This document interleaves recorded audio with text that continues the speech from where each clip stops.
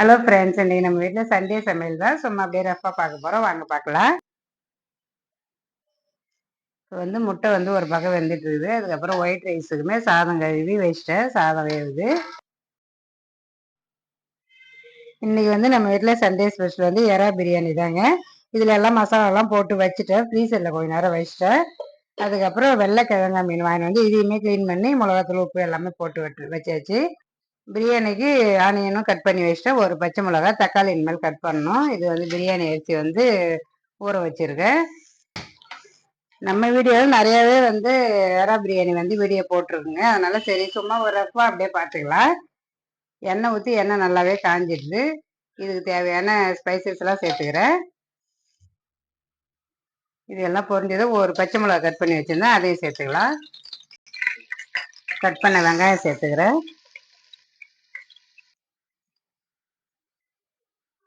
வெங்காயம் தக்காளிலாம் போட்டு நல்லாவே வதங்கி மசாலாவும் சேர்த்துட்டேன். ஒரு 50 கிராம் இருக்கும் தயிர் சேர்த்துருக்கேன். தயிர் சேர்த்து செய்யலாம், பிரியாணி நல்லா டேஸ்ட் நல்லாவே இருக்கும்.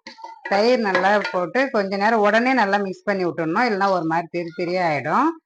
இந்த தயிர் சேர்த்து நல்லா வதங்கணும். க்ளீன் பண்ணி வச்சிருந்து எறா சேர்த்துக்கிறேன். தயிர் சேர்த்து கொஞ்ச நேரம் நல்லா மிக்ஸ் பண்ணி விட்டுட்டு இப்போ க்ளீன் பண்ணி வச்சிருந்தேன் ப்ரான் சேர்த்துக்கிறேன்.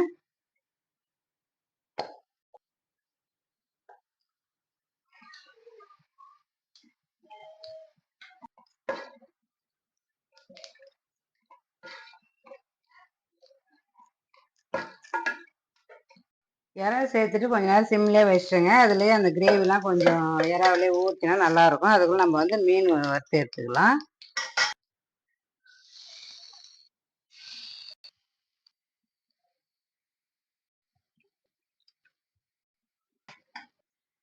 தோசைகள் வந்து மீன் பொரிக்கிறதுக்குன்னே 2 தோசைகள் வச்சுருந்தேன்.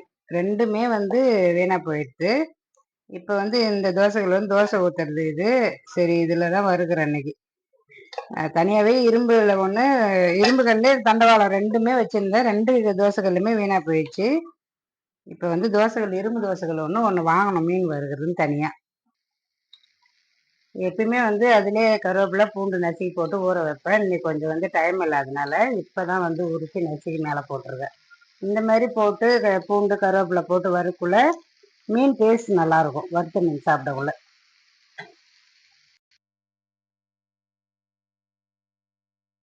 பிரியாணி வந்து நல்லா சூப்பராக வந்து ரெடி ஆயிடுச்சுங்க. இப்போ புதினா கொத்தமல்லி நல்லா பொடியாக கட் பண்ணி போட்டு அப்படியே வந்து ஸ்டவ் ஆஃப் பண்ணிட்டேன். அப்படியே வந்து மூடி போட்டு இந்த இது வெயிட் வச்சிட்டோம்னா ஒரு 10 நிமிஷம் அப்படியே மூடியாடியே இருந்ததுன்னா டேஸ்ட் நல்லா இருக்கும், பொல பொலன்னு வரும் பிரியாணி. அதனால ஒரு 10 நிமிஷம் அப்படியே வெயிட் பண்ணலாம். பிரியாணி வந்து அங்கேயே ஒரு 10 நிமிஷம் ரெடி ஆகுதுங்க. நல்லா சண்டே சமையல் சூப்பராக வந்து நம்ம வீட்டில் ரெடி ஆயிடுச்சு. அதுக்கப்புறம் நல்லா சூடான சாதம், நல்லா சூப்பராக வந்து ரசம் வச்சாச்சு. அதுக்கப்புறம் பிரியாணிக்கு ஆனியன் ரைத்தா, அதுக்கப்புறம் வறுத்த மீன் நல்லா சூப்பராக வந்து கலர்ஃபுல்லாக சூப்பராக வந்து மீன் வறுத்தாச்சு. அதுக்கப்புறம் பிரியாணிக்கு தொட்டுக்கிறதுக்கும் அவிச்ச முட்டை.